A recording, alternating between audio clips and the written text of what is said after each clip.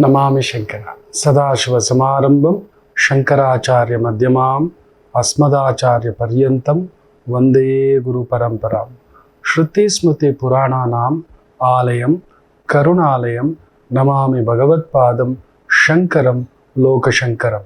ನಾಡಿನ ಸಮಸ್ತ ವೀಕ್ಷಕ ಬಂಧುಗಳ ಪಾದಾರವಿಂದಗಳಿಗೆ ನನ್ನ ಶಿರಸಾಷ್ಟಾಂಗ ನಮಸ್ಕಾರಗಳು. ಎಲ್ಲರಿಗೂ ಶುಭೋದಯ. ಮಾತೃದೇವೋ ಭವ. ಬನ್ನಿ ಇವತ್ತಿನ ಪಂಚಾಂಗ ಫಲ ನೋಡೋಣ. ವಿಶೇಷವಾಗಿ 27ನೇ ತಾರೀಕು ಮಾರ್ಚ್ 2024 ಬುಧವಾರ, ಶ್ರೀ ಶೋಭಕೃತ್ ನಾಮ ಸಂವತ್ಸರೆ, ಉತ್ತರಾಯಣೆ, ಶಿಶಿರ ಋತು, ಫಾಲ್ಗುಣ ಮಾಸೆ, ಕೃಷ್ಣ ಪಕ್ಷದ ದ್ವಿತೀಯ ತಿಥಿ. ಇವತ್ತಿನ ಪಂಚಾಂಗ ಫಲ ಬಹು ವಿಶೇಷವಾಗಿ ಇವತ್ತಿನ ಶುಭ ಮುಹೂರ್ತ ಹಾಗೂ ದುಷ್ಟ ಮುಹೂರ್ತದ ಬಗ್ಗೆ ಒಂದು ಸಣ್ಣದಾಗಿ ನೋಡೋಣ. ಅದರಲ್ಲೂ ಮಧ್ಯಾಹ್ನ 12 ಗಂಟೆಯಿಂದ 12:49 ಹಾಗೆಯೇ ಸಂಜೆ 4:53 5:42 ಇರತಕ್ಕಂಥ ಈ ಒಂದು ಮುಹೂರ್ತ ಸಮಯ ಸ್ವಲ್ಪ ತೊಂದರೆ ಕೊಡತಕ್ಕಂಥ ಸಮಯ. ಜಾಗ್ರತೆ. ಹೇಳ್ತಲೇ ಇದ್ದೆ, ಕ್ರೋಧಿರ್ನಾಮ ಸಂವತ್ಸರ ತನ್ನ ಪ್ರಭಾವ ಸ್ವಭಾವ ಮೊದಲೇ ಸೂಚಿಸುತ್ತದೆ ಅನ್ನತಕ್ಕಂಥದ್ದು. ಅದರಲ್ಲೂ ಯುರೋಪಿಯನ್ ಕಂಟ್ರೀಸ್, ರಷ್ಯಾ, ಭೂಮಿ ಕಂಪಿಸೋದು, ಬೆಂಕಿಯ ಅವಘಡಗಳು, ಈ ರೀತಿಯ ಪ್ರಭಾವಗಳು ಸೂಚಿಸುತ್ತೆ ಅನ್ನತಕ್ಕಂಥದ್ದು. ಬಹುದೊಡ್ಡ ವಿಶೇಷವಾಗಿರತಕ್ಕಂಥ ಮಹಾಕಾಳೇಶ್ವರ ದೇವಸ್ಥಾನದಲ್ಲೊಂದು ಬೆಂಕಿಯ ಅವಘಡ ಇದೇ ಹುಣ್ಣಿಮೆಯ ದಿನದಂದು ನಡೆದಿದೆ. ಸುಮಾರು 12ಕ್ಕೂ ಮೇಲ್ಪಟ್ಟ ಅರ್ಚಕರಿಗೆ ದಗ್ಗಂತ. ಒಳ್ಳೆಯ ಲಕ್ಷಣವಲ್ಲ. ಅದು ಹುಣ್ಣಿಮೆಯ ದಿನವೇ, ಗ್ರಹಣದ ಸಂಕೇತದ ದಿನವೇ, ತನ್ನ ಪ್ರಭಾವವನ್ನು ಸೂಚಿಸಿಕೊಟ್ಟಿದೆ. ಬರುವ ದಿನಗಳು ಅಷ್ಟು ಸಾಮಾನ್ಯವಾಗಿ ಇರತಕ್ಕಂಥದ್ದಲ್ಲ. ಒಂದು ಭಗವಂತನ ಸಾನ್ನಿಧ್ಯದಲ್ಲಿಯೇ ಎಲ್ಲಿಯೂ ನಡೆಯದ ಭಸ್ಮಾರತಿ, ಒಂದು ಶವದ ಭಸ್ಮವನ್ನು ತಗೊಬಂದು ಭಗವಂತನಿಗೆ ಅಭಿಷೇಕ ಮಾಡತಕ್ಕಂಥ ಸಾನ್ನಿಧ್ಯ. ದೊರೆ ಮಟ್ಟದ ವ್ಯಕ್ತಿಗಳಿಗೆ ಕುತ್ತು, ಗುರುಮಟ್ಟದ ವ್ಯಕ್ತಿಗಳಿಗೆ ಕುತ್ತು, ಆಪತ್ತು, ಅವಮಾನ ಇವುಗಳೆಲ್ಲವನ್ನ ಸೂಚಿಸ್ತಿರತಕ್ಕಂಥ ಒಂದು ಪ್ರಭಾವ. ಕ್ರೋಧಿರ್ನಾಮ ಸಂವತ್ಸರದ ದಿನ ಯಾವ್ಯಾವ ರಾಶಿಗೆ ಏನಾಗುತ್ತೆ ಅನ್ನತಕ್ಕಂಥದ್ದು ಯುಗಾದಿ ಭವಿಷ್ಯದ ದಿನ ಮಾತಾಡೋಣಂತೆ. ಇರಲಿ. ಕರಾಗ್ರೆ ವಸತೆ ಲಕ್ಷ್ಮಿ, ಕರಮಧ್ಯೆ ಸರಸ್ವತಿ, ಕರಮೂಲೆ ಗೌರಿ ನಾರಾಯಣೇ ನಮೋಸ್ತತೆ. ಎಲ್ಲರಿಗೂ ಭಾಗ್ಯರೇಖೆ ಇರುವುದಿಲ್ಲ. ಅಂದರೆ ಎಲ್ಲರಿಗೂ ಅದೃಷ್ಟ ಇರುವುದಿಲ್ಲ, ಎಲ್ಲರಿಗೂ ಕೋಟೀಶ್ವರ ಯೋಗ ಇರುವುದಿಲ್ಲ. ನಾನೊಂದು ಕಡಿಮೆ ಅಂದರೂ ಒಂದು 25,000-26,000 ಹಸ್ತಗಳನ್ನು ಗಮನಿಸಿದ್ದೇನೇನೋ. ಮುಡ್ತಾ ಅವರಿಗೇ ಗೊತ್ತಿಲ್ಲದೆಯೇ ಗುಲಾಬಿ ಬಣ್ಣದ ಹಸ್ತವಿದ್ದರೆ, ಗುಲಾಬಿಯ ರೀತಿ ಕೈಗಳು ಹೊರಟಿರಬಾರದು. ಅದಕ್ಕೆ ಸ್ತ್ರೀಯರ ಕೈಯನ್ನು ನೋಡುವಾಗ ಎಡಗೈ ನೋಡ್ತೇವೆ. ಯಾಕೆ ಎಡಗೈ ನೋಡ್ತೇವೆ ಅಂದರೆ, ಪಾಪ ಅಮ್ಮಂದರು ಬಲಗೈಯಲ್ಲಿ ತುಂಬ ಕೆಲಸ ಮಾಡ್ತಕ್ಕಂಥದ್ದು. ಬಟ್ಟೆ ಒಗೆಯೋದು, ಪಾತ್ರೆ ತೊಳೆಯೋದು, ಆ ರೇಖೆಗಳು ಚಿದ್ರ ಆಗ್ಬಿಡುತ್ತೆ. ಅದಕ್ಕೆ ಎಡಗೈಯನ್ನು ನೋಡ್ತೇವೆ. ಹೌದು, ಪುರುಷರ ಬಲಗೈಯನ್ನು ನೋಡ್ತಕ್ಕಂಥದ್ದು. ಅಂಥದ್ರಲ್ಲಿ ನಾವು ನೋಡಿ, ಸಪ್ತಪದಿ ಹಾಕುವಾಗ ನಮ್ಮ ಬಲಗೈ ಇರುತ್ತೆ, ಅವರ ಎಡಗೈ ಇರುತ್ತೆ. ಈ ರೀತಿ ಸುತ್ತುವಾಗ ಅದಕ್ಕೆ ಎಡಗೈ, ಆ ಪಾಣಿ, ಅದನ್ನು ನೋಡ್ತಕ್ಕಂಥದ್ದು. ಸೊ ಅಂಥ ಈ ಒಂದು ಅಂಗೈ ಸ್ವಲ್ಪ ಮೃದುವಾಗಿದ್ದರೆ, ಖಂಡಿತ ಹೇಳ್ತೇನೆ, ಬೇಜಾರು ಮಾಡ್ಕೋಬೇಡಿ, ಸತ್ಯಗಳು ಕಹಿಯಾಗಿರ್ತವೆ, ತಟ್ಕೊಳ್ಳಲ್ಲ, ಬರಬೇಡಿ ಅಂತಾನೆ. ಇದಿಷ್ಟೇಮ್ಮ ಹೋಗಿ, ಮೊನ್ನೆ ಕೂಡ ಒಂದು ತಾಯಿ ಜೀವ, ನಿನ್ನ ಮಗ ನಿನ್ನ ಜೊತೇಲಿ ಇರಲ್ಲ, ಗಂಡ ನಿನ್ನ ಜೊತೇಲಿ ಇರೋಲ್ಲ, ಮಗನ ಜಾತಕ ಯಾಕೆ ನೋಡೋದು, ಅಲ್ಲಿ ಬೆಂಕಿಯೇ ಇರತಕ್ಕಂಥದ್ದು. ಕನ್ಯಾ ಲಗ್ನ, 12ನೇ ಮನೇಲಿ ಸೂರ್ಯ, 11ನೇ ಮನೇಲಿ ಚಂದ್ರ, ಶುಕ್ರ, ಅತ್ಯದ್ಭುತವಾಗಿದೆ. ತಾಯಿಗೆ ಅದೃಷ್ಟ, ವಿದ್ಯೆ, ಕೆಲಸ, ಅಧಿಕಾರ, ಕೆಲಸ ಮಾಡ್ತಿದೆ, ಡಿಪ್ಲೊಮಾ ಮಾಡ್ಕೊಂಡಿದೆ. ಆದರೆ 12ನೇ ಮನೇಲಿ ಸೂರ್ಯ ಮಲಗಿಬಿಟ್ಟಿದ್ದಾನೆ, ಸ್ವಂತ ಮನೆಯೇ ಇದಾನೆ, ಆದರೆ ಅಲ್ಲೊಂದು ಎಡವಟ್ಟು. ನಿನ್ನ ಜಾತಕ ನೋಡ್ಬೇಕಂಬಂದ್ರೆ ಹೆಸರು ಕೂಡ ಹುಣ್ಣಿಮೆಯೇ, ತಾಯಿ ಜೀವದ ಹೆಸರು ಹುಣ್ಣಿಮೆ. ನೋಡಿದ್ರೆ ಒದ್ದಾಟವೇ. ಆಲ್ರೆಡಿ ಡೈವರ್ಸ್ಗೆ ಅಪ್ಲೈ ಮಾಡಿಬಿಟ್ಟಿದ್ದಾರೆ. ಇನ್ನೂ ಒಂದು ಜಾತಕ ಅದೇ ರೀತಿಯೇ. ನಮ್ಮ ಮಗನ ಜಾತಕ ಯಾಕೆ ನೋಡ್ತೀಯ? ನಿನಗಿಲ್ಲ ಬೇಕಾದ್ರೆ ನಿನ್ನ ಜಾತಕದಲ್ಲೇ ತೋರಿಸ್ತೇನೆ. ಗುರು ವಕ್ರ ಇರುತ್ತೆ ನೋಡು. ಗಂಡ ಒಂದ್ ಕಡೆ, ಮಗು ಒಂದ್ ಕಡೆ, ನೀನೊಂದ್ ಕಡೆ, ಬದುಕು ಇನ್ನೊಂದು ಕಡೆ. ಅಷ್ಟು ಪ್ರೀತಿಸ್ತಿ, ನನ್ನ ಮಗ ನನ್ನ ಜೊತೆಲಿದ್ರೆ ಸಾಕು ಅಂತ. ನಿನಗಿಲ್ಲ ಸೌಭಾಗ್ಯ, ಚೆಕ್ ಮಾಡಿಸು ಅಂದ್ರೆ ಅಲ್ಲೂ ಅದೇ. ಹೇಗಾದ್ರೂ ತಂದು ಕೊಟ್ಬಿಡಿ. ಇಲ್ಲ, ಅದನ್ನೇನು ಹೇಳೋದು, 2 ನಿಮಿಷ ಮುಗಿದೋಯ್ತು. ದೊಡ್ಡದಲ್ಲ ಅದು. ಮಹಾವಿದ್ಯೆ, ಕಲಿತಾ ಬ್ರಹ್ಮವಿದ್ಯೆ, ಕಲಿತ ಮೇಲೆ ಕೂತಿ ವಿದ್ಯೆ ಅಂತ ಕೂಡ ಹೇಳ್ತಾರೆ ದೊಡ್ಡವರು. ಜಾತಕಗಳು, ಲಕ್ಷಾಂತರ ಜಾತಕಗಳು ನೋಡಿ ಇದಿಷ್ಟೇ. ಇನ್ನೇನು 2 ನಿಮಿಷದಲ್ಲಿ ಮಾತು. ಇದು ಮುಗಿದೋಯ್ತು, ಕಳೆದೋಯ್ತು. ನಿನ್ನ ಯೋಗಿ ಪಡೆದಿದ್ದು ಯೋಗಿಗೆ, ಜೋಗಿ ಪಡೆದಿದ್ದು ಜೋಗಿಗೆ. ಒಪ್ಪಲ್ಲ ನಾವು. ವಾಪಸ್ ಕೊಟ್ಬಿಡಿ. ನನ್ನ ರಾಮಚಂದ್ರ ಪ್ರಭು ಮಾಡಿದ ತಪ್ಪು ಯಾರಿಗೂ ಗೊತ್ತಿಲ್ಲ. ಹಿಂದಿನ ಜನ್ಮದ ತಪ್ಪು. ಆ ಜನ್ಮದಲ್ಲಿ ನನ್ನ ಭಗವಂತ ಏನು ತಪ್ಪು ಮಾಡಲಿಲ್ಲ. ಆದರೆ ಅಲ್ಲೊಂದು ಯುಗಗಳ ಹಿಂದ್ಗಡೆ ಒಂದು ತಪ್ಪು ನಡೆದಿತ್ತು. ಕೃತಾಯುಗದ ಸಂದರ್ಭದಲ್ಲಿ. ಅದಕ್ಕೂ ಹಿಂದೇನೋ ಒಂದು ಮಾತು. ಅಲ್ಲೊಂದು ಅಪವಿತ್ರ ಕಾರ್ಯ ನಡೆಯುತ್ತೆ. ನನ್ನನ್ನು ಹೇಗೆ ನನ್ನ ಯಜಮಾನರಿಂದ, ನನ್ನ ಸಂಗಾತಿಯಿಂದ, ಧರ್ಮಬದ್ಧ ಆ ಒಂದು ಯಜಮಾನರಿಂದ ದೂರ ಮಾಡಿದೆಯೋ, ಅಪವಿತ್ರ ಮಾಡಿದೆಯೋ, ನೀನು ಕೂಡ ನಿನ್ನ ಹೆಂಡತಿಯಿಂದ ದೂರ ಹೋಗಿ ಕಣ್ಣೀರಾಕು. ಹಾಗೆ ನಾನು ಹೇಗೆ ಅಪವಿತ್ರ ಆದೆನೋ ನಿನ್ನ ಧರ್ಮಪತ್ನಿಗೂ ಅಂಥದೊಂದು ಅಂತ ಶಾಪ. ತುಂಬಾ ಜನಕ್ಕೆ ಅದು ಗೊತ್ತಿಲ್ಲ. ನನ್ನ ರಾಮನಿಗೆ, ನನ್ನ ರಾಮಚಂದ್ರ ಪ್ರಭುವಿಗೆ ಆ ಜನ್ಮದಲ್ಲಿ ಏನು ತಪ್ಪು ಮಾಡಲಿಲ್ಲ. ಆದರೂ ಆಗ 3,000,000 ದೇವತೆಗಳು ಇಳಿದು ಬಂದರು. ಬ್ರಹ್ಮ, ವಿಷ್ಣು, ಸಾಕ್ಷಾತ್ ಮಹೇಶ್ವರ ಎಲ್ಲರೂ ಬಂದರು. ಆ ತಾಯಿ ಜೀವವನ್ನ, ಆ ಬೃಂದಾದೇವಿಯನ್ನ ಕೇಳ್ಕೊಂಡ್ರು. ಅಮ್ಮ, ನಿನ್ನ ಗಂಡ ವಿಪರೀತವಾದಂಥ ಕಂಟಕ ಆಗ್ಬಿಟ್ಟಿದ್ದ. ಅವನನ್ನ ಸಾಯಿಸಬೇಕು ಅಂದ್ರೆ ನಿನ್ನ ಪಾತಿವ್ರತ್ಯ ಭಂಗ ಆಗಬೇಕಿತ್ತು. ನಿನ್ನ ಪಾತಿವ್ರತ್ಯದ ಫಲವೇ, ಪೂಜೆಯೇ ಅವನನ್ನು ಕಾಪಾಡಿಟ್ಟಿದ್ದೆ ಇರೋದು. ಅದರಿಂದ ಪಾತಿವ್ರತ್ಯ ಭಂಗ ಮಾಡೋದು ಹೇಗೆ, ಯಾರ ಕೈಲೂ ಆಗಲ್ಲ ಅಂದಾಗ ನಾನು ಹೋಗ್ತೇನೆ ಅಂತ ವಿಷ್ಣು ಸಕಲ ದೇವತೆಗಳನ್ನ ಒಪ್ಪಿಸಿ, ಬೇಡ ಸ್ವಾಮಿ ಅಂದ್ರು. ಪರವಾಗಿಲ್ಲ, ಆ ತಾಯಿ ಜೀವ ಏನು ಶಾಪ ಕೊಟ್ಟರು ನಾನು ತಗೋತೇನೆ ಅಂತ ಹೇಳಿ ಬಂದು ಒಂದು ನಿನ್ನ ಗಂಡನ ರೂಪದಲ್ಲಿ ಅವತಾರವಾಗಿ ವೇಷ ಬದಲಿಸ್ಕೊಂಡು ನಿನ್ನ ಜೊತೆ ಸಂಗಮಿಸಿ ಆ ಪಾತಿವ್ರತ್ಯವನ್ನ ಭಂಗ ಮಾಡಿದ್ದಕ್ಕೆ ಆ ಮಹಾಶಿವ ನಿನ್ನ ಗಂಡನ ಸಂಹಾರವಾಯಿತು ಅಂತ. ದಯಮಾಡಿ ಅಮ್ಮ ಈ ಪಾಪವನ್ನ, ಈ ಶಾಪವನ್ನ ವಾಪಸ್ ತಗೋತಾಯಿ ಅಂತ ಕೇಳ್ಕೊಂಡಾಗ ಹೇಳಿದ್ದಾಗಿದೆ. ಆದರೆ ತುಂಬಾ ದಿನಗಳು ದೂರ ಇರೋದಿಲ್ಲ. ನೀನು ನಿನ್ನ ಧರ್ಮಪತ್ನಿಯಿಂದ ದೂರ ಹೋಗ್ತೀಯ ಅನ್ನೋ ಒಂದು ಮಾತು ನಿಜ. ಮತ್ತೆ ಭೇಟಿ ಆಗ್ತೀರಿ, ಹತ್ರ ಸೇರ್ತೀರಿ ಅಂತ. ಹಾಗೆಯೇ ಪಾತಿವ್ರತ್ಯಕ್ಕೆ ಭಂಗ ಬರಲಿ ಅನ್ನೋ ಒಂದು ಮಾತಿಗೆ ಅಂಥದ್ದೊಂದು ಅಪವಾದ ಬರಲಿ ಅಂತ ಆ ತಾಯಿ ಜೀವ ಆ ಶಾಪವನ್ನ ಸ್ವಲ್ಪ ಬದಲು ಮಾಡ್ತಾಳೆ. ಅದರ ಪ್ರಭಾವವೇ ಸೀತಮ್ಮನ ಮೇಲೆ ಅಪವಾದ ಬರೋದು. ರಾವಣಾಸುರ ಬಿಟ್ಟಿದ್ನ, ಯಾವ ಹೆಣ್ಣನ್ನು ಬಿಟ್ಟಿಲ್ಲ ಅವನ ಅಂದಗಾತಿಯನ್ನ. 6 ತಿಂಗಳು ಸುಮ್ಮನೆ ಅಂತ ಒಬ್ಬ ಸಾಮಾನ್ಯ ಯಕಶ್ಚಿತ್ ವ್ಯಕ್ತಿ ರಾಮರಾಜ್ಯದಲ್ಲಿ, ಆ ಅಯೋಧ್ಯೆಯಲ್ಲಿ ಕುಡಿದು ಚಿತ್ತಾಗಿ ಹೆಂಡತಿ ಬರೋದು ಲೇಟ್ ಆಗಿದ್ದಕ್ಕೆ ಬಂದ ಮೇಲೆ ಆಕೆಯನ್ನ ನಿಂದಿಸ್ತಾ ಮಾತಾಡಿಬಿಡ್ತಾನೆ. ಸೀತಮ್ಮ ಎಲ್ಲಿ, ಈ ಒಬ್ಬ ಸಾಮಾನ್ಯ ಮನುಷ್ಯ ಎಲ್ಲಿ? ಆ ತಾಯಿ ಅಯೋನಿಜೆ, ಭೂದೇವಿ ಪುತ್ರಿ. ಸ್ವಯಂ ಅವತಾರ ತೆಗೆದುಕೊಂಡು ನನ್ನ ಹೆಸರು ಸೀತಾ ಅಂತ ಆ ವೈದೇಹಿ ತನ್ನ ತಂದೆ ಆ ವಿದೇಹರಾಜನ ಮಗಳು, ವಿದೇಹರಾಜ ಜನಕ, ಜಾನಕಿ ಅಂತ ಅದಕ್ಕೆ ಪ್ರೀತಿಯಿಂದ ಕರೆಯೋದು, ವೈದೇಹಿ ಅಂತ ಕೂಡ ಕರೆಯೋದು ಅದಕ್ಕೆ.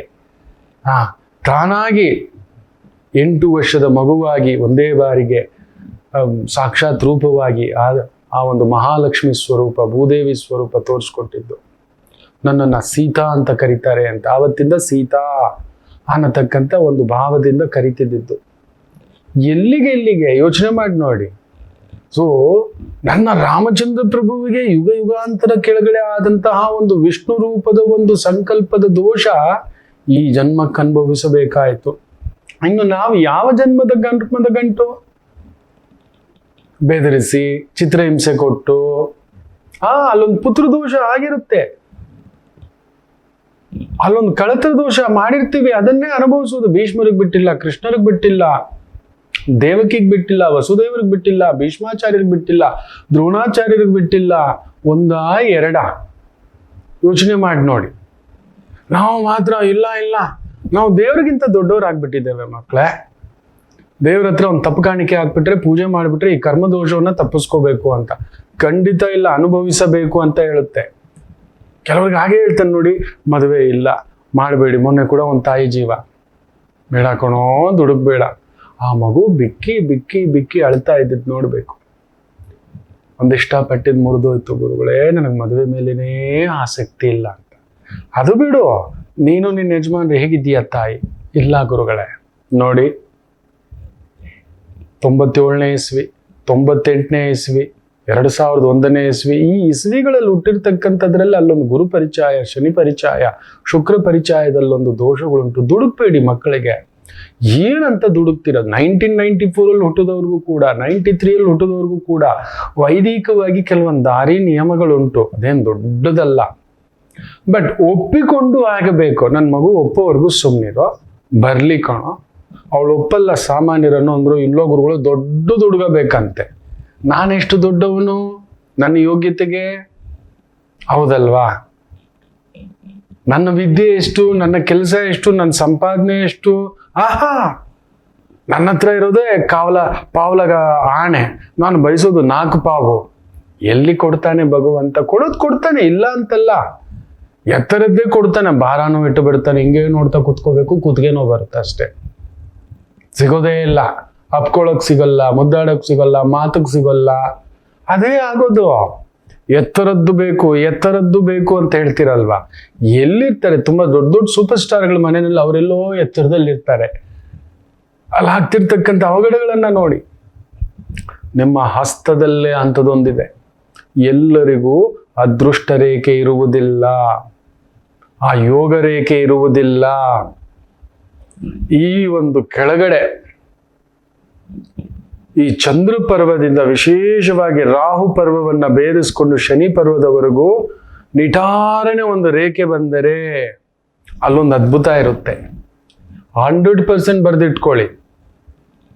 ನಾನು ಸುಮಾರು ಚಾರ್ಟರ್ಡ್ ಅಕೌಂಟೆಂಟ್ಗಳ ಜಾತಕ ನೋಡಿದ್ದಾನೆ, ಜಡ್ಜ್ಗಳ ಜಾತಕ ನೋಡಿದ್ದಾನೆ, ತುಂಬ ದೊಡ್ಡ ದೊಡ್ಡ ಆಡಿಟರ್ಸ್ ಜಾತಕ ನೋಡಿದ್ದಾನೆ, ಡಾಕ್ಟರ್ಗಳ ಜಾತಕ ನೋಡಿದ್ದಾನೆ. ತುಂಬ ದೊಡ್ಡ ದೊಡ್ಡ ಧರ್ಮ ಕಾರ್ಯ ಮಾಡ್ತಿರ್ತಕ್ಕಂಥವರ ಜಾತಕದಲ್ಲಿ ಈ ಒಂದು ಮಹಾರೇಖೆ ಕೆಳಗಡೆಯಿಂದ ಬಂದಿರುತ್ತೆ. ಈ ಕರ್ಮದ ರೇಖೆಗೆ, ಈ ಶನಿಯ ರೇಖೆಯ ಬಳಿ ಬಂದು ನಿಂತಿರುತ್ತೆ. ನೇರವಾಗಿ ಇಲ್ಲಿಂದ ಎಲ್ರಿಗೂ ಈ ರೇಖೆ ಬರೋಲ್ಲ, ಕಟ್ ಆಗ್ಬಿಟ್ಟಿರುತ್ತೆ. ಅಂದ್ರೆ ಬರೋ ಅದೃಷ್ಟ ಅಲ್ಲೆಲ್ಲೋ ಕಟ್ಟು. 20ನೇ ವಯಸ್ಸಿಗೆ, 30ನೇ ವಯಸ್ಸಿಗೆ, 36ನೇ ವಯಸ್ಸಿಗೆ, 48ನೇ ವಯಸ್ಸಿಗೆ ಕಟ್ಟಾಗುತ್ತೆ. ಕೆಲವ್ರಿಗೆ ಇಲ್ಲಿ ಬಂದು ನಿಲ್ಲುತ್ತೆ. ಕಡಿಮೆ ಅಂದ್ರೂ 88ನೇ ವಯಸ್ಸಿನವರೆಗೂ ನಿಮ್ಮನ್ನ ಕದಲದೆ, ಚಕ್ಕ ಚದರದೆ ಈ ರೇಖೆ ಇಲ್ಲಿಂದ, ಈ ಒಂದು ಚಂದ್ರ ಪರ್ವದಿಂದ ಹಾಗೇ ಈ ರೀತಿ ಈ ಹೃದಯ ರೇಖೆಯ ಪಕ್ಕದಲ್ಲಿ ಬಂದು ನಿಂತ್ಕೊಳ್ಳುತ್ತೆ.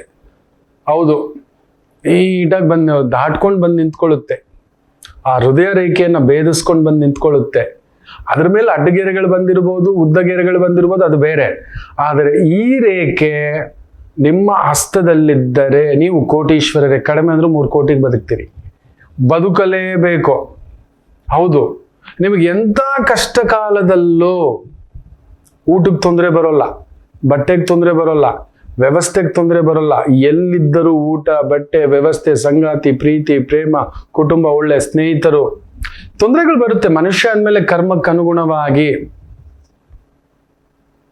ಗ್ರಹಚಾರಕ್ಕೆ ಅನುಗುಣವಾಗಿ ಅಲ್ಲೊಂದು ಬರ್ತವೆ. ನಷ್ಟ, ಕಷ್ಟ, ಆರೋಗ್ಯ, ಅನಾರೋಗ್ಯ, ಸುಖ, ದುಃಖ, ಇವುಗಳೆಲ್ಲವೂ ಇರುತ್ತೆ. ಆದರೆ ಇದಿದ್ರೆ, ಈ ರೇಖೆ ಇದ್ದರೆ ತಡೆದುಕೊಳ್ಳುವ ಶಕ್ತಿ ಕೊಡ್ತಾನೆ. ಯಾರೋ ಬಂದು ಯಾವುದೋ ಮೂಲದಲ್ಲಿ, ಯಾವುದೋ ರೂಪದಲ್ಲಿ ನಿಮಗೊಂದು ಸ್ವಲ್ಪ ಧನ ಸಹಾಯ, ವೃತ್ತಿಯಲ್ಲಿ ಬೆಳವಣಿಗೆ, ಹೆಸರಿನಲ್ಲಿ ಖ್ಯಾತಿ, ಒಳ್ಳೊಳ್ಳೆ ವ್ಯಕ್ತಿಗಳ ಜೊತೆಲಿ ಇರ್ತೀರಾ. ನಿಮಗೆ ಗೊತ್ತಿಲ್ಲದೆ ಗಮನಿಸಿ ನೋಡಿ. ಈ ರೇಖೆ ಇರತಕ್ಕಂಥ ವ್ಯಕ್ತಿಗಳು, ನೀವು ಯಾವ ಕೆಲಸ ಮಾಡ್ತಿದ್ದೀರಿ ಅಂತ ನೋಡಿ. ಒಂದು ಮಿನಿಮಮ್ ಟೀಚರ್ ಆಗಿರ್ತೀರಿ, ನಿಮಗೆ ಗೊತ್ತಿದೆಯಾ? ಅಡ್ವೈಸರ್ ಆಗಿರ್ತೀರಿ, ಚಾರ್ಟರ್ಡ್ ಅಕೌಂಟೆಂಟ್ ಆಗಿರ್ತೀರಿ, ಲೆಕ್ಚರರ್ ಆಗಿರ್ತೀರಿ, ಪ್ರೊಫೆಸರ್ ಆಗಿರ್ತೀರಿ, ಒಳ್ಳೆಯ ಬರವಣಿಗೆಕಾರರಾಗಿರ್ತೀರಿ, ಒಳ್ಳೆ ಲೇಖಕರಾಗಿರ್ತಕ್ಕಂಥದ್ದಿರ್ತೀರಿ. ಹೌದು, ನಿಮ್ಮ ರಂಗದಲ್ಲಿ ಕಡಿಮೆ ಅಂದ್ರೂ 100 ಜನಗಳ ಮುಂದುಗಡೆ ಗುಂಪಿನಲ್ಲಿ ಗೋವಿಂದ ಅಂತೂ ಇಡಲ್ಲ ನಿಮ್ಮನ್ನ. ಅಷ್ಟ ಕಷ್ಟಗಳು ಬಂದಿರಬಹುದು, ಅಷ್ಟ ದಾರಿದ್ರ್ಯಗಳು ಬಂದಿರಬಹುದು. ಅದನ್ನೆಲ್ಲ ಮೀರಿಸಿ ಕರ್ಕೊಂಡು ಬಂದು ನಿಮ್ಮನ್ನ ಎತ್ತರಕ್ಕೆ ಕರ್ಕೊಂಡು ಬಂದು ನಿಲ್ಲಿಸ್ತಕ್ಕಂಥ ಮಹಾ ಅದೃಷ್ಟ ರೇಖೆ ಇದು. ಈ ಅದೃಷ್ಟ ರೇಖೆ ಆರಂಭ ಕಾಲದಲ್ಲಿ ಇಲ್ಲೇನಾದರೂ ಒಂದು ಎಲೆಯಾಕಾರದ ದಳವೇನಾದರೂ ಇದ್ದರೆ ಖಂಡಿತ ನಿಮ್ಮ ವಯಸ್ಸಾದ ಕಾಲದಲ್ಲಿ ಅದ್ಭುತವಾಗಿ ಕುಳಿತುಕೋತೀವಿ. ಒಂಥರ retirement life will be fantastic. Regular income, regular ಸಂಪತ್ತು, ರೆಗ್ಯುಲರ್ ಹೆಸರು, ರೆಗ್ಯುಲರ್ ಕೀರ್ತಿ ಇರತಕ್ಕಂಥ ಭಾವ ಇರುತ್ತೆ. ಒಂಥರ ಕುಳಿತು PF ದುಡ್ಡು ಬಂದಾಗೆ, ಪೆನ್ಷನ್ ದುಡ್ಡು ಬಂದಾಗೆ. ನೀವು ಈ ರೇಖೆ ಇರೋರು ಖಂಡಿತ ತುಂಬಾ ಜನ ಹೇಳ್ತೀರಾ ನೋಡಿ ಬೇಕಾದ್ರೆ ಕಮೆಂಟ್ ಬಾಕ್ಸ್ ಅಲ್ಲಿ. ಯಾಕಂದ್ರೆ ಈ ಹಸ್ತದ ಬಗ್ಗೆ ಇಲ್ಲೊಂದು ತ್ರಿಕೋಣ ಬರುತ್ತೆ, ತ್ರಿಶೂಲಾಕಾರ ಬರುತ್ತೆ, ಕಮಲದ ದಳ ಇದ್ದರೆ ಯು ಆರ್ ಎ ಗುರು, ಮಹಾಗುರು ಅಂತ ಹೇಳಿದ್ದೆ. ನೀವು ನಂಬಲ್ಲ, ಕಡಿಮೆ ಅಂದರೂ ನಮಗೆ ಬೇರೆ ಬೇರೆಯ ಈ ಚಾಟ್ಸು ಇನ್ನೊಂದು ಬಾಕ್ಸ್ ಇದೆಯಲ್ಲ, ಒಂದು 45,000 ರಿಂದ 48,000 ಮೆಸೇಜ್ಗಳು ನೋಡಿ ದಂಗಾಗಿಬಿಟ್ಟೆ. ಗುರುಗಳ ಕೆಲವರು ಗುರುಗಳೇ ನಮಗೆ ಗೊತ್ತಾಗ್ಲಿಲ್ಲ, ನಿಜವೇ.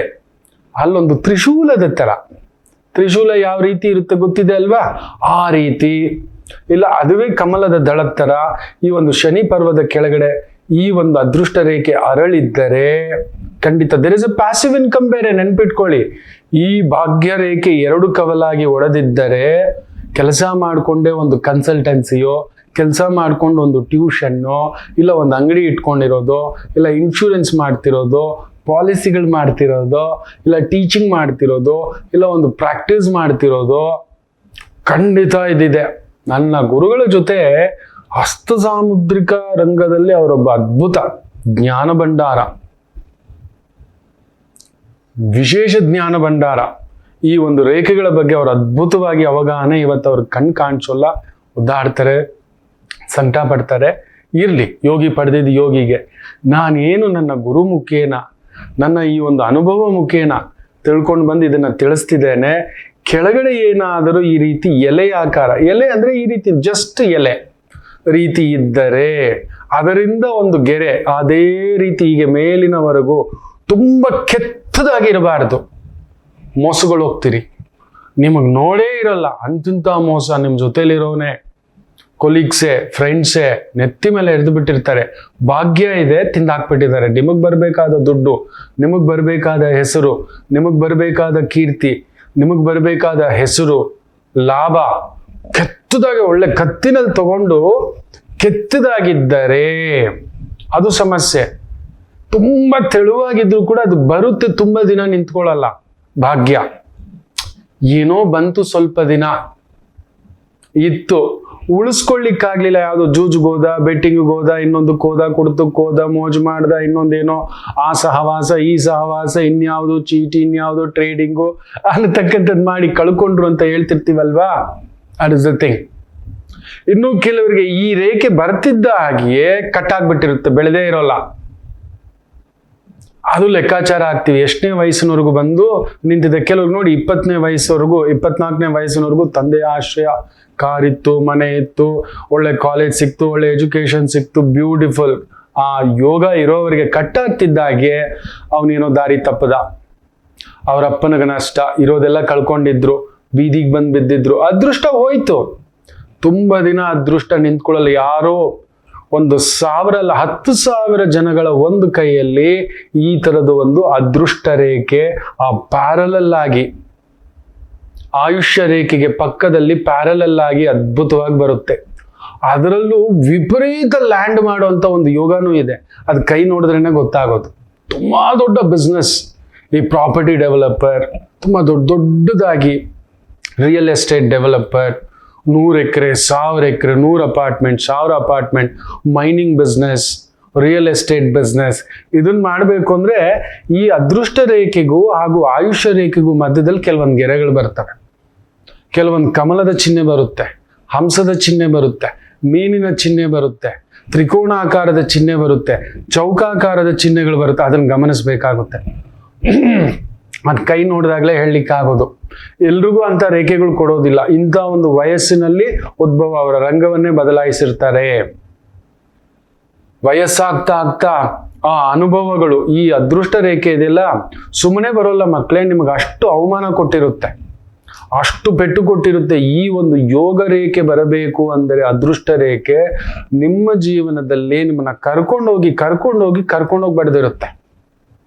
ನಾನು ನೋಡಿದ್ದೇನೆ ಬಹುದೊಡ್ಡ ಡಾಕ್ಟರ್, ಅವರ ಅದೃಷ್ಟ ರೇಖೆ ಎಷ್ಟು ಚೆನ್ನಾಗಿತ್ತು ಅಂದ್ರೆ, ನಾನು ಹೇಳಿದೆ, ಗುರುಗಳೇ ಅಂತಿಂತದ್ ಬಡ್ದಿಲ್ಲ, ಯಾರ್ದೋ ತಲೆ ಕೆಡಿಸಿ ನಿಮ್ಮನ್ನ ಹುಳ ಬಿಡಿಸಿ 4 ಜನ ವೈದ್ಯಕೀಯ ರಂಗದಲ್ಲಿ ಸೇರ್ಕೊಂಡು ಸುಮಾರು ದೊಡ್ಡ ಅಮೌಂಟ್, ಅಂತಿಂತ ಅಮೌಂಟ್ ಅಲ್ಲ, ಮೋಸ ಮಾಡಿದ್ದಾರೆ. ಜೊತೆಲಿರೋರೆ ಇವರು 1 ಗಂಟೆ ಅಷ್ಟೇ ಬೇರೆ ಬೇರೆ ತುಂಬಾ ದೊಡ್ಡ ತಜ್ಞರು, ತುಂಬಾ ದೊಡ್ಡ ಆಸ್ಪತ್ರೆಗೆ ಅಡ್ವೈಸರ್ ನೋಡ್ಕೋತಿದ್ದಾರೆ ಬಿಡು ಅಂತ ಏನೇನೋ ತಿಂದಾಕ್ಬಿಟ್ಟಿದ್ದಾರೆ. ಕಡೆಗೆ ಧರ್ಮಪತ್ನಿಯ ರೇಖೆ ಒಂದು ಅದ್ಭುತವಾಗಿ ಕನೆಕ್ಷನ್ ಇತ್ತು. ಸರ್ ನಿಮ್ಮ ಪತ್ನಿ ಹೆಸರಿಗೆ ಟ್ರಾನ್ಸ್ಫರ್ ಮಾಡಿ ಸರ್, ನಿಮ್ಮ ಜಾತಕದಲ್ಲೂ ಶುಕ್ರ ಅದ್ಭುತವಾಗಿದೆ, ಅವ್ರ ಹೆಸರಲ್ಲಿ ಮಾಡಿ, ಅವ್ರ ಹೆಸರಲ್ಲಿ ನಿಲ್ಲಿಸಿ, ಬ್ಯೂಟಿಫುಲ್ ಇಟ್ ರನ್ಸ್. ಎಸ್, ನಡೆಯುತ್ತದೆ. ವಿದೇಶಗಳ ಸುತ್ತಾಟ, ಪರಸ್ಥಳಗಳ ಸುತ್ತಾಟ, ಪರಸ್ಥಳದಲ್ಲಿ ಜಾಗ, ಪರಸ್ಥಳದಲ್ಲಿ ವಾಸ, ಅಲ್ಲೊಂದು ಚೌಲ್ಟ್ರಿ ಕಟ್ಟೋದು, ದೇವಸ್ಥಾನ ಕಟ್ಟೋದು, ಅಲ್ಲೊಂದು ರೆಸಾರ್ಟ್ ಕಟ್ಟೋದು, ಎಲ್ಲವನ್ನ ಸೂಚಿಸುತ್ತೆ. ನದಿ ತೀರ, ಒಂಥರ ಏಕಾಂತವಾಸ, ಧ್ಯಾನವಾಸ, ಇವುಗಳೆಲ್ಲವನ್ನ ಈ ಅದೃಷ್ಟ ರೇಖೆ ಹೋಗ್ತಾ ಹೋಗ್ತಾ ಮನುಷ್ಯ ಬಂದು ಈ ದುಡ್ಡು, ಈ ಹೆಸರು ನನಗೆ ಬೇಡ ಅಂದಷ್ಟು ನಿಮಗೆ ಬರುತ್ತೆ. ಈ ಅದೃಷ್ಟ ರೇಖೆ ಕೊಡುತ್ತೆ, ನಿಮ್ಮನ್ನ ಒಂಥರ ಸ್ಟೇಬಲ್ ಆಗಿ ಮಾಡೇ ಮಾಡುತ್ತೆ. ಕಷ್ಟಗಳು ಬರ್ಬೋದು, ತೊಂದರೆಗಳು ಬರ್ಬೋದು, ನಷ್ಟಗಳು ಬರ್ಬೋದು, ಅವಮಾನಗಳು ಬರ್ಬೋದು. ಅದೃಷ್ಟ ರೇಖೆ ಬರೋದೇ ಅದಕ್ಕೆ. ತುಂಬಾ ಯಾವ ಮನುಷ್ಯ ಪೆಟ್ಟು ತಿಂದಿರ್ತಾನೋ, ಆದರೆ ಅವನು ಧರ್ಮ ಬಿಟ್ಟು ನಡೆದಿರುವುದಿಲ್ಲ. ಅಂತ ಸಂದರ್ಭದಲ್ಲಿ ಅಲ್ಲೊಂದು ಅದ್ಭುತ ನಡೆಯುತ್ತೆ, ಆ ಧರ್ಮ ರೇಖೆ ಉದ್ಭವ ಆಗುತ್ತೆ. ಏಕೆಂದ್ರೆ ನಮ್ಮನ್ನು ಪರೀಕ್ಷಿಸುತ್ತೆ ಮಕ್ಕಳೇ. ನಾವು ಧರ್ಮ ಬಿಟ್ಟು ಶಾರ್ಟ್ಕಟ್ ದುಡ್ಡು, ಶಾರ್ಟ್ಕಟ್ ಹೆಸರು, ಬೇಗ ದುಡ್ಡು, ಹೇಗಾದ್ರೂ ಸರಿ, ಕಡೆಗಾಲದಲ್ಲಿ ಕೈ ಬಿಟ್ಬಿಡ್ತಾರೆ. ನೆನ್ಪಿಟ್ಕೊಳ್ಳಿ, ನೀವು ತುಂಬಾ ಜನ ಹೇಳ್ತಿರ್ತೀರು, ಸಾರ್ ಅವ್ರಿಗೆ ಕೊಟ್ಟಿದ್ದೇ ಕೊಟ್ಟಿದ್ದು ದೇವ್ರು ಕೊಡ್ತಾನೆ, ಅವರಿಗೆ ಕೈ ಬಿಟ್ಬಿಡ್ತಾರೆ. ನಮಗ್ ಕೊಟ್ಟಿಲ್ಲ, ಆದ್ರೆ ಕೈ ಹಿಡ್ಕೊಂಡೇ ಇರ್ತಾನೆ. ನೀವು ಅನ್ಕೊಂಡಿರ್ತೀವಿ, ನೀನನ್ನು ಯಾವಾಗ್ಲೂ ಕೈ ಬಿಟ್ಟೆ ನಾನು ಅಂತ. ಹೌದು, ನಾವು ಹುಟ್ಟುವಾಗಲೂ ನಂಬ್ತೀರಾ 9 ತಿಂಗಳು ನಾವು ಊಟ ಇಲ್ಲದೆ ಬದುಕಿರ್ತೀವಿ. ನಿಮಗ್ ಗೊತ್ತಿದೆಯಾ? ಬಾಯಿ ತೆಗೆಯದೆ ಬದುಕಿರ್ತೇವೆ. ಅಮ್ಮನ ಹೊಟ್ಟೆಯಲ್ಲಿ ನಮ್ಮನ್ನ ಕಾಪಾಡಿದ್ದು ಯಾರು? ಆ ಪ್ರಣವ ಶಕ್ತಿಯೇ. ನಾವು ಹಿಂಗೇ ಹುಟ್ಟಬೇಕು, ನಮ್ ಜೀವ ತೆಗೆದು ಹುಟ್ಟಬಹುದು? ಇಲ್ಲ, ಅವನು ಗೊತ್ತಿದ್ದು ತುಂಬಾ ಬಾರಿ ಕಾಪಾಡಿರ್ತಾನೆ. ಸೈಕಲಲ್ಲಿ ಹೋಗ್ತಿರ್ತೀವಿ, ಜಸ್ಟ್ ಮಿಸ್ಸು, ನಾವು ಅನ್ಕೊಂಡಿರ್ತೀವಿ ಜಸ್ಟ್ ಏನೂ ಇಲ್ಲ ಅಂತ. ಮಿಸ್ ಆಗಿ ಈ ಕಡೆ ಬಿದ್ದಿದ್ರೆ ಅದೇ ಮೂಮೆಂಟ್ ಒಂದು ಲಾರಿ ಹೋಗಿರುತ್ತೆ. ಯೋಚನೆ ಮಾಡಿ ನೋಡಿ, ಇದೇನೂ ಇಲ್ಲ. ಹೌದು ಮಕ್ಕಳೇ, ಪ್ರತಿ ಹೆಜ್ಜೆಯಲ್ಲೂ ನಮಗೆ ಕಷ್ಟನೇ ಕಾಣಿಸೋದು. ಕಷ್ಟ ನಿಜವಾಗ್ಲೂ ಹೇಳ್ತೇನೆ, ಸುಖ ಬಂದು ಯಾರು ಬೇಕಾದ್ರೂ ಎಂಜಾಯ್ ಮಾಡ್ಬೋದು. ಕಷ್ಟನ ನಿಜವಾಗ್ಲೂ ಎಂಜಾಯ್ ಮಾಡ್ತಾ ಅನುಭವಿಸ್ತಾ ಬಂದ್ರೆ ಅದು ನಮಗೆ ಕಷ್ಟ ಅನ್ಸಲ್ಲ. ಅದು ಕಷ್ಟ ಅಲ್ಲ, ಅದೊಂದು ಅನುಭವ. ನಮಗೆ ತೊಂದರೆ ಬಂದಾಗ, ಅವಮಾನ ಬಂದಾಗ, ನಮ್ಮನ್ನ ಯಾವ ರೀತಿಯೆಲ್ಲ ಬಳಸ್ಕೊಂಡ್ರು ಈ ತರದ ವ್ಯಕ್ತಿಗಳು, ನಮ್ಮವರು, ನಮ್ಮ ಹೆಂಡತಿ, ನಮ್ಮ ಗಂಡ, ನಮ್ಮ ಸ್ನೇಹಿತ, ನಮ್ಮ ಬಂಧು, ನಮ್ಮ ಆತ್ಮೀಯ, ಎಲ್ಲವನ್ನ ಸೂಚಿಸ್ಕೊಡುತ್ತೆ. ಅದರಿಂದ ಧೃತಿಗೆಡಬೇಡಿ. ಈ ರೇಖೆ ಏನಾದ್ರೂ ಇತ್ತು ಅಂದ್ರೆ ಕಡಿಮೆ ಆದ್ರೂ 1 ಕೋಟಿಗೆ ಬದುಕ್ತೀರಿ ಮಕ್ಕಳೇ. ನಾನು ನೋಡಿದ್ದೇನೆ. ಅಂದ್ರೆ 1 ಕೋಟಿ ಅಂದ್ರೆ ಒಂದು 40 ಲಕ್ಷದ 50 ಲಕ್ಷದ ಮನೆ, ಒಂದ್ ಸ್ವಲ್ಪ ಪೆನ್ಷನ್ ತರದ್ದು, ಒಂದ್ ಸ್ವಲ್ಪ ದುಡ್ಡು, ಒಂದ್ ಸ್ವಲ್ಪ ಬಂಗಾರ, ಈ ತರದ್ ನಿಮಗೇ ಗೊತ್ತಿಲ್ಲದೆ ಒಂದೂವರೆ ಕೋಟಿ ಲೀಸ್ಟ್ ಅಂದರು ಯು ಆರ್ ದೇರ್.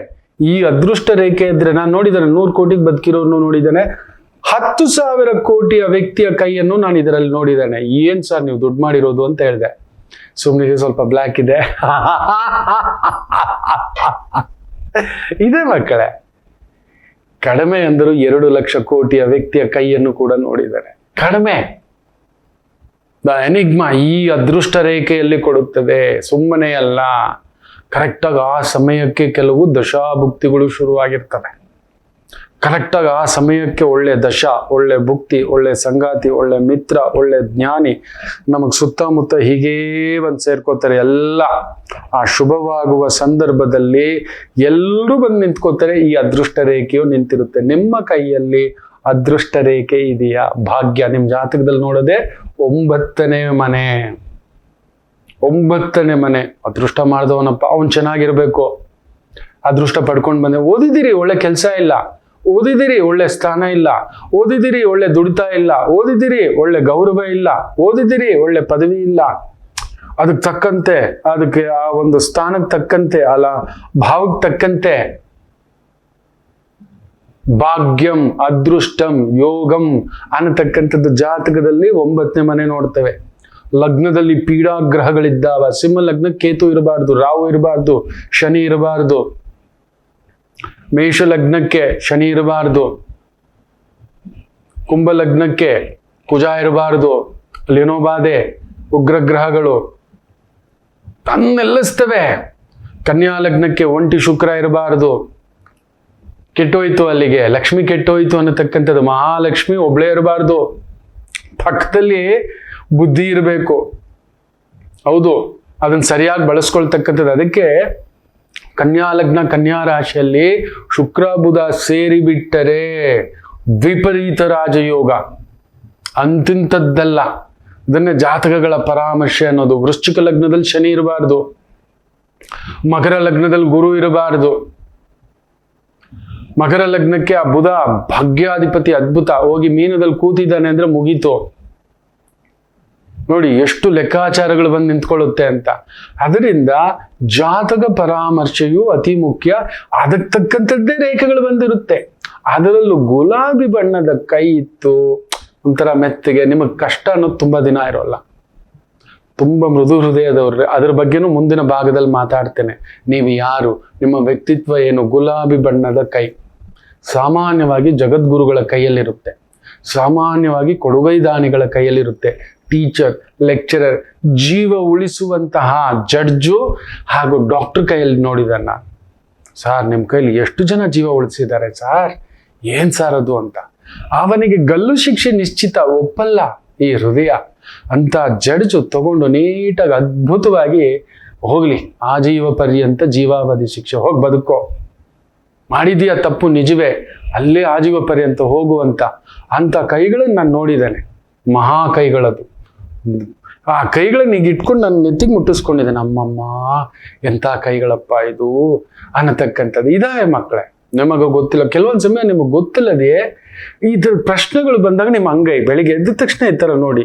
ಮಹಾಪ್ರಣವ ಶಕ್ತಿ, ಕರಾಗ್ರೆ ವಸತೆ ಲಕ್ಷ್ಮಿ, ಕರಮಧ್ಯೆ ಸರಸ್ವತಿ, ಕರಮೂಲೆ ಗೌರಿ ನಾರಾಯಣೆ ನಮೋಸ್ತುತೆ. ಅಮ್ಮ ಏನಮ್ಮ ನಾನು ಯಾವುದಕ್ಕೆ ಬಂದಿದ್ದೀನಿ, ಯಾವ ಕಾರ್ಯಕ್ಕೆ ಬಂದಿದ್ದೇನೆ ಅನ್ನತಕ್ಕಂಥದ್ದು ಸೂಚಿಸ್ಕೊಡುತ್ತೆ. ಒಳ್ಳೇದಾಗ್ಲಿ. ಒಂದು ಪುಟ್ಟು ವಿರಾಮ ತಗೊಂಡು ವಾಪಸ್ ಬರೋಣ. ಮಾತೃದೇವೋ ಭವ. ನಮಾಮಿ ಶಂಕರ. ನನ್ನ ಪ್ರೀತಿಯ ಆಧ್ಯಾತ್ಮಿಕ ಬಂಧುಗಳೇ, ಪ್ರತಿಯೊಬ್ಬರ ಜೀವನದಲ್ಲೊಂದು ಕೆಲವೊಂದು ಪ್ರಶ್ನೆಗಳಿರುತ್ತೆ, ಉತ್ತರವಿಲ್ಲದ ಪ್ರಶ್ನೆಗಳಿಲ್ಲ. ಅಂಥದ್ದೊಂದು ಸಮಸ್ಯೆ ಇದೆಯಾ? ಜ್ಯೋತಿಷ್ಯ ಮುಖೇನ ಹಾಗೂ ಆಧ್ಯಾತ್ಮಿಕ ಮುಖೇನ ನಿಮ್ಮ ಪ್ರಶ್ನೆಗಳಿಗೊಂದು ಪುಟ್ಟ ಸಮಾಧಾನ. ಈ ಕೂಡಲೇ ಕೆಳಗಿನ ಸಂಖ್ಯೆಗೆ ಕರೆ ಮಾಡಿ, ಇಲ್ಲವೇ ವಾಟ್ಸಪ್ ಮಾಡಿ, ಹಾಗೂ ನಮ್ಮ ನಮಾಮಿ ಶಂಕರ ಯೂಟ್ಯೂಬ್ ಚಾನೆಲ್ ಮುಖಾಂತರವೂ ಕೂಡ ಸರಳ ಪರಿಹಾರವನ್ನು ತಾವು ವೀಕ್ಷಿಸಿ ಹಾಗೂ ಪಡೆಯಬಹುದು. ನಮಾಮಿ ಶಂಕರ. ನಮಾಮಿ ಶಂಕರ.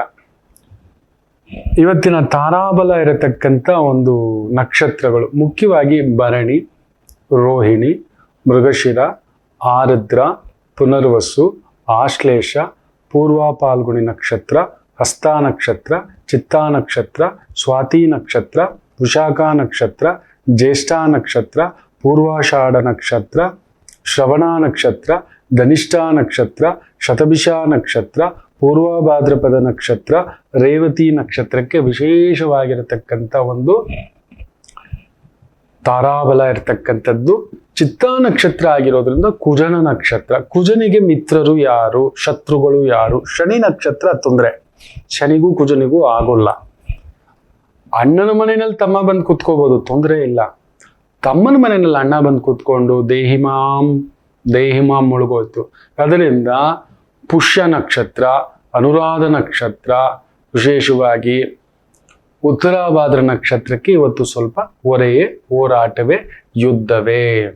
ಹಾಗೆಯೇ ಚಿತ್ತಾ ನಕ್ಷತ್ರಕ್ಕೆ ಕುಜ ನಕ್ಷತ್ರ ಅಲ್ವಾ, ಬುಧ ನಕ್ಷತ್ರಗಳ ಜೊತೆಲೂ ಸ್ವಲ್ಪ ಕಿಡಿಬಿಡಿಯೇ. ಈ ಆಶ್ಲೇಷ, ಜ್ಯೇಷ್ಠ, ರೇವತಿ ಒಂದು ಸ್ವಲ್ಪ ಎಳೆದಾಟ. ಇದು ಮಾಡೋದಾ, ಅದು ಮಾಡೋದಾ, ಇದನ್ನ ನೋಡೋದಾ, ಅದನ್ನ ನೋಡೋದಾ ಅನ್ನೋ ಒಂದು ಭಾವಾರ್ಥದಲ್ಲಿ ಸ್ವಲ್ಪ ಕನ್ಫ್ಯೂಷನ್ ತಂದಿರ್ತಾನೆ. ನಿಧಾನ ಮಾಡಿ, ಆತುರ ಪಡಬೇಡಿ ಅಂತ ಹೇಳ್ತಾ, ಮೇಷರಾಶಿ. ಕೇಂದ್ರ ಬಲದಲ್ಲಿ ದಿಗ್ಬಲನಾಗಿ ಕುಳಿತಿರೋದ್ರಿಂದಲೂ, ಕುಜ ಲಾಭದಲ್ಲಿ ಕುಳಿತಿರೋದ್ರಿಂದ ರಿಯಲ್ ಎಸ್ಟೇಟ್, ಪ್ರಾಪರ್ಟಿ, ಬಂಗಾರ, ಬೆಳ್ಳಿ, ಆಭರಣ, ತಾಮ್ರ, ರಾಗಿ, ಕಬ್ಬಿಣ, ಮೈನಿಂಗ್, ಈ ಥರದಕ್ಕೆ ಸಂಬಂಧಪಟ್ಟಂತ ಕೆಲಸ ಕಾರ್ಯ, ವೃತ್ತಿ, ಉದ್ಯೋಗ, ರಿಯಲ್ ಎಸ್ಟೇಟು, ಅದರ ಜೊತೆಯಲ್ಲಿ ರಕ್ಷಣಾ ಇಲಾಖೆ, ಪೊಲೀಸ್ ಇಲಾಖೆ, ಅತ್ಯದ್ಭುತವಾಗಿರ್ತಕ್ಕಂಥ ಒಂದು ಪ್ರಭಾವ ಚೆನ್ನಾಗಿದೆ. ಇನ್ನು ವೃಷಭ ರಾಶಿ,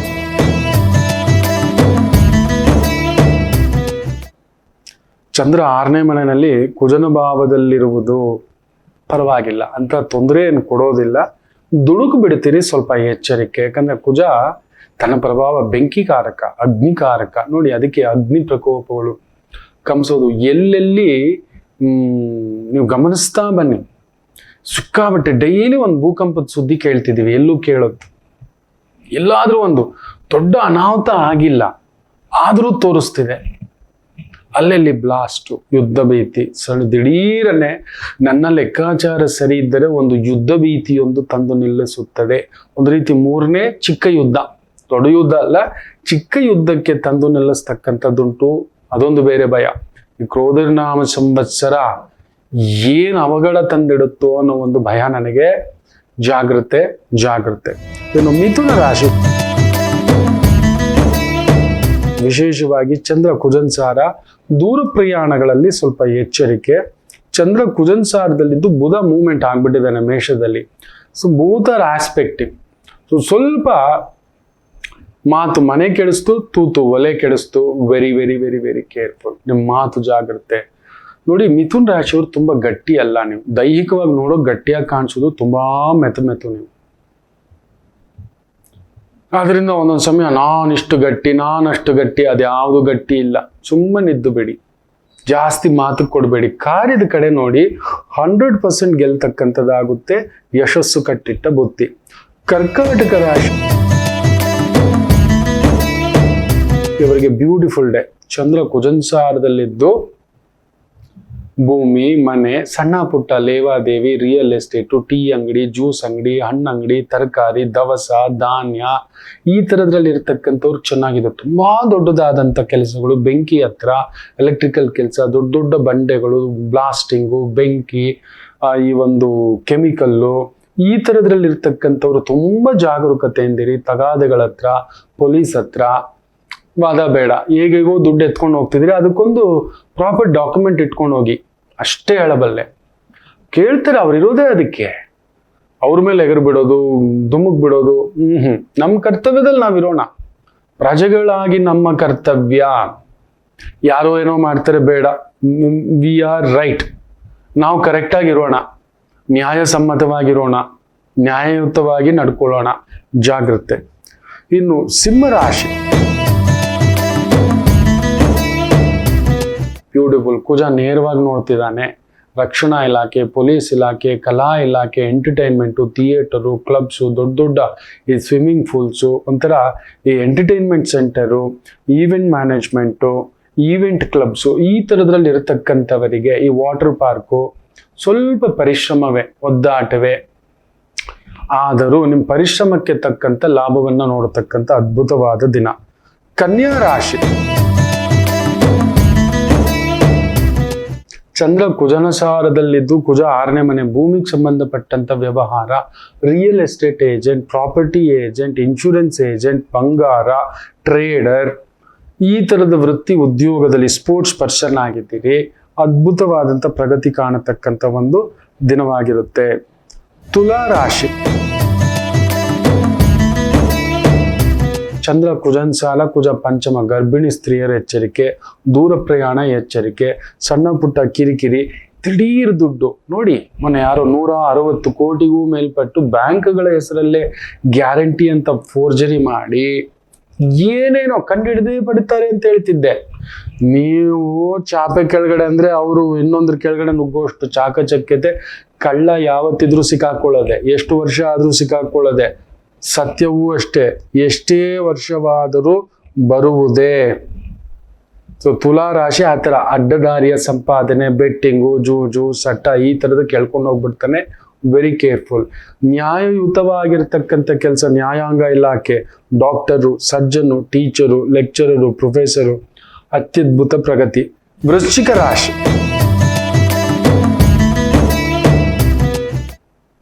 ಚೆನ್ನಾಗಿದೆ, ತೊಂದರೆ ಇಲ್ಲ. ಚಂದ್ರ 12ನೇ ಮನೆ, ಭಾಗ್ಯಾಧಿಪತಿ 12ನೇ ಮನೆ ಕುಜನ್ ಸಾರದಲ್ಲಿದ್ದು, ಕುಜ ಚೆನ್ನಾಗಿದ್ದಾನೆ. ಯಾವುದೋ ದುಡ್ಡು ತುಂಬಾ ದಿನದಿಂದ ಬರಬೇಕು, ಕೊಡಬೇಕು, ಹೋಗ್ಬೇಕು, ನೋಡ್ಬೇಕು, ಮಾಡಬೇಕು, ಈ ರೀತಿಯ ಭಾವಗಳಲ್ಲಿ ಒದ್ದಾಡ್ತಿದ್ದೀರಿ. ಪರಿಶ್ರಮ ಪಟ್ಟರೆ ಖಂಡಿತ ಉಂಟು, ಅದು ತುಂಬಾ ತಲೆಗೆ ಹಾಕೊಂಡು ಕೆಡಿಸ್ಕೋತೀರಿ.